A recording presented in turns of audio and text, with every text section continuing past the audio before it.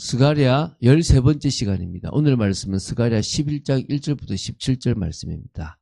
4절, 5절 말씀을 합독하고 스가랴 11장 전체를 보도록 하겠습니다. 그러면 스가랴 11장 4절, 5절 두 절 말씀을 한 목소리로 합독하겠습니다. 여호와 나의 하나님이 이르시되 너는 잡혀 죽을 양떼를 먹이라.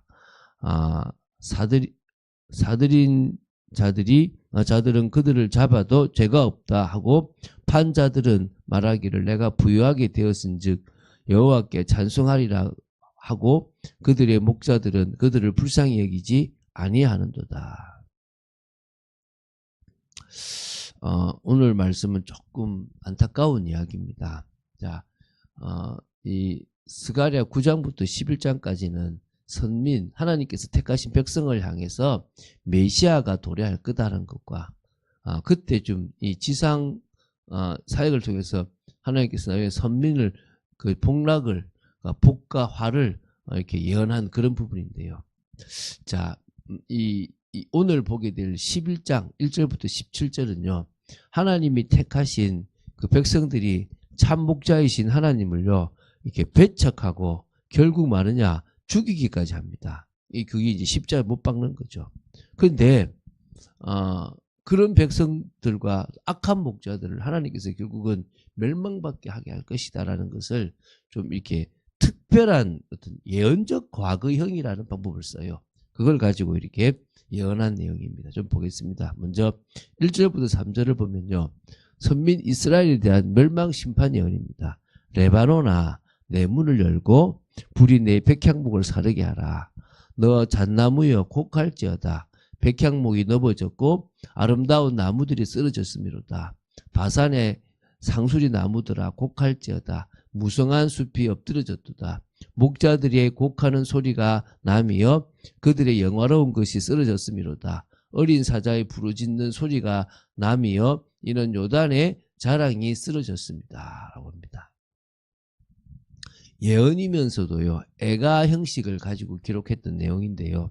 결국은 하나님께서 택하신 그 구약의 하나님의 백성들에 대한 하나님의 멸망의 심판이 이미 이루어진 것처럼 지금 묘사하고 있습니다. 그래서 이것을 예언적 완료 형식이라고, 다시 말하면 예언적 과거형으로 기록되었다고 얘기하는 겁니다. 그래서 그들에 대한 하나님의 멸망의 심판이 확실하게 이루어질 것을 강조하기 위해서 오히려 이런 예언인데 과거형이에요. 웃기지 않습니까? 이미 이루어진 것처럼 얘기를 하는 거예요.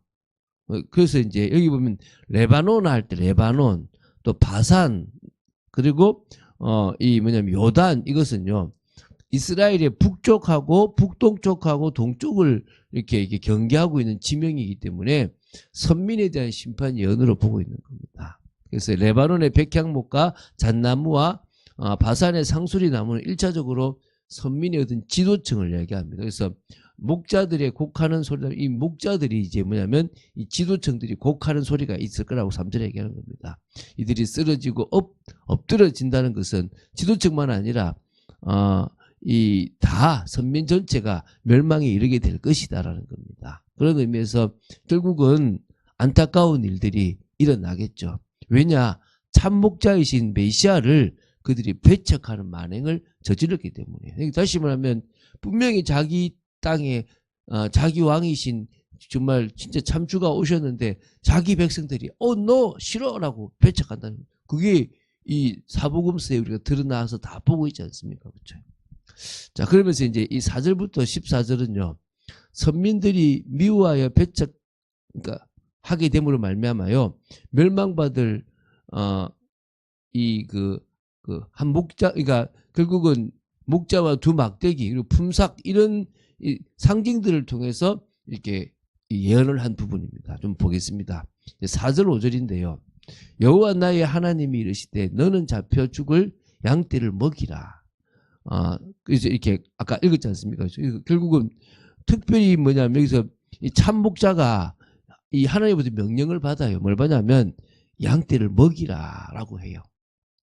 네가 먹이라. 그러니까 메시아가 먹이라는 거죠. 근데 사들인 자들은 그들을 잡아도 죄가 없다 하고 판자들은 말하기를 내가 부유하게 되었은즉 여호와께 찬송하리라 하면서 그들의 목자들은 그들을 불쌍히 여기지 아니하도다.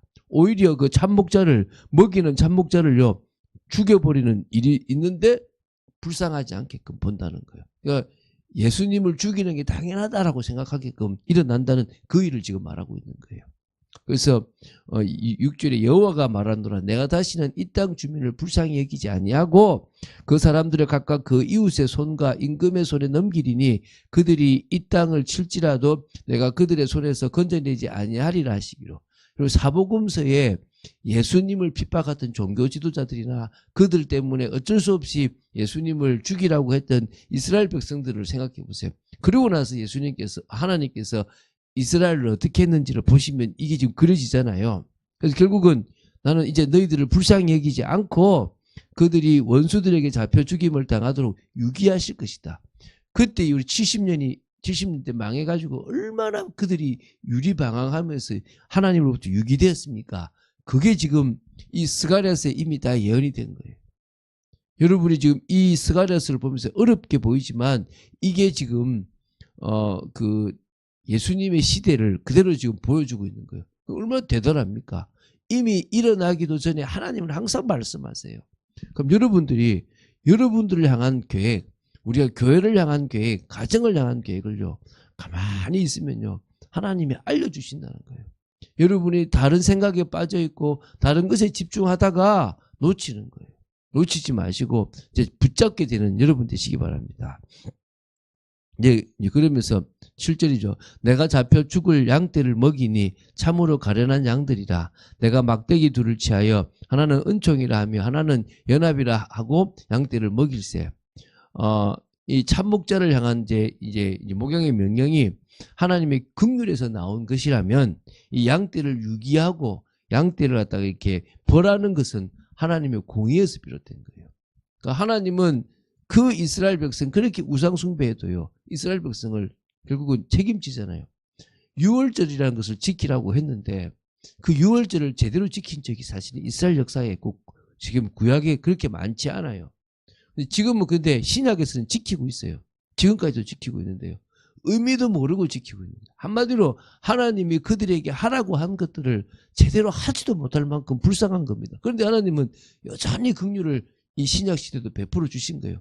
그런데 그게 안 되니까 하나님은 이제 마느냐 공의를 가지고 그들을 마느냐 이제 멸하는 겁니다. 하나님은 거짓 목자들로 하여금 잡혀 죽을 위기에 처한 양떼를 불쌍히 여기고 그들을 이 구원하기 위해서 참 목자를 보내어 양떼를 먹이게 했지만 양떼들이 자기들의 구원을 위해서 하나님으로부터 보냄을 받은 참 목자를 미워하고 오히려 잡아 죽이까지 하고 이렇게 그러니까 결국은 하나님께서 그들을 이 원수들에게 잡혀 죽도록 유기하실 것이다. 이게 지금 결국은 이 사복음서 이후에 일어나는 일하고 딱 이렇게 맞아떨어지게 돼 있는 겁니다. 그래서 하나님으로부터 이 명령을 받은 참목자는 은총이라는 것과 연합이라는 두 막대기로 양들을 먹이기 시작하는 거예요. 여러분 하나님이 이스라엘을 버리셨냐? 로마서 11장에 버리지 않았다는 거예요. 차라리 혼을 내야만 그들이 돌아온다는 거예요. 그 얘기를 지금 하고 있는 겁니다. 그래서 지금 8절부터 11절까지를 보면 이제 시간이 많이 지났으니까 그래서 한 달 동안이나 내가 그 세목자를 제거하였으니 이는 내 마음에 그들을 싫어하였고 그들의 마음에도 나를 미워하였습니다. 그랬습니다. 그래서 이 참목자의 어떤 그런 이 정말 이 목양이라 그러죠. 그것은 순탄치 않았기 때문에 참목자를 미워하고 배척했기 때문에 결국은 이 목자는 한 달 동안에 세 목자를 제거했고 양떼를 치는데 필요한 두 막대기 중 은총의 막대기를 꺾어버렸다라는 부분에서 이제 진짜 고통을 주고 이제 그 심판을 주신다 이런 의미가 들어가 있는 겁니다. 이제 그 12절부터 14절에도 보면요,